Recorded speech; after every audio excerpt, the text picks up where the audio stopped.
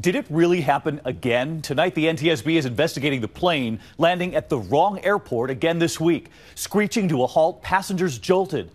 You'd like to think those high-tech cockpits on planes are making flying safer, and they are. But what happens when those computers suddenly shut off? Are pilots really ready to take over? Tonight here, I take you inside the cockpit. Watch what happens when we turn that autopilot off. Tonight, investigators asking what we're asking. How could this happen again? A big passenger jet landed at the wrong airport. Wrong airport. The wrong airport. Just this week, Southwest Flight 4013 landing at the wrong airport in Missouri. The runway far too short. Pilots slamming on the brakes. Authorities suspect pilot error. The brakes were applied forcefully. We were lurched forward a little bit. I was glad I had my seatbelt on. Just 2 months ago, this giant cargo jet landing at the wrong airport in Kansas, too. Again, suspected pilot error.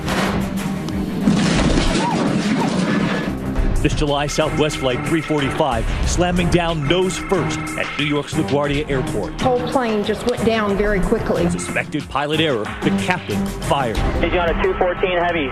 And the stunning new images released just last month of that crash landing in San Francisco. Asiana Flight 214 slamming down far too short on the runway. Whoa. And new video of the chaotic moments just after the crash. Let's don't go in there. Anybody's in there right now, they're dead. When in the confusion, firefighters accidentally run over a 16-year-old survivor, killing her. Inside that cockpit, the FAA still investigating pilot error. California dad Ben Levy was on that flight. You had picked up toys for the boys, and what were they? They were actually fire trucks. They were both into fire rescue mode. Ironically, having no idea yes. That's what you would find landing. Those Asiana pilots telling investigators they thought computers were controlling the speed as they came in. Coming home, Ben knew that jet was far too low. We're too low. I saw walls of water splashing from the thrust of the engine above the windows of the airplane. The water was splashing above the windows. Literally, I'm thinking we're going to miss the runway and hit the water. In San Francisco Bay, Ben remembering the moment. He sensed the pilots were trying to regain control. You said it felt like the pilot was trying to take off suddenly all over again. The guy put full throttle on the engine to start to gain some altitude again. The tail breaking off, the plane skidding, flipping into a cartwheel, slamming back to the ground. What did it feel like? Extremely violent shock. Everybody's screaming. This crash brings new questions about whether pilots have become too reliant on computers, on automation. The NTSB has ruled out mechanical failure. They're still investigating why those pilots could not land on a perfectly clear day. To me, that was a gross example of a loss of airmanship skills, basic skill set that every pilot should have when they get into any airplane.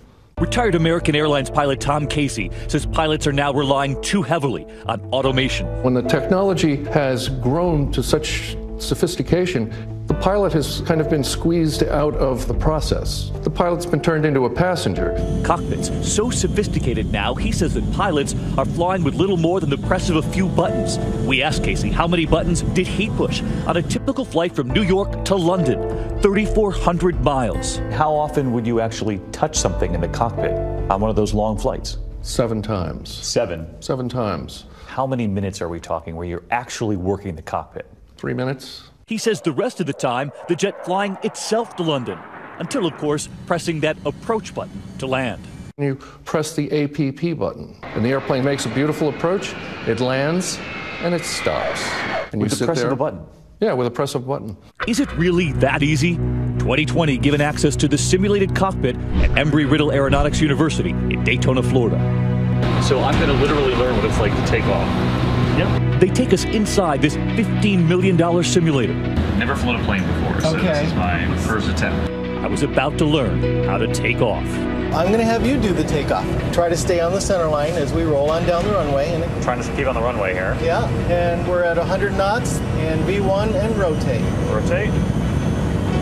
Okay, so we're going up. Keep it right around magenta. You can go ahead and turn your yoke a little bit there. Yeah. There you go. Now you see we got us, we're banking. Okay, and normally the flight crew would bring the gear up, and we're at a safe speed. So I've just taken off. You just took off, and I haven't touched it yet. You're still flying us. We timed it just 3 minutes, 27 seconds before we're able to turn on the autopilot. The computers taking over the job. How does a pilot not get rusty then? A pilot does get rusty. Here's the most important thing to understand. Will the pilot know he's rusty?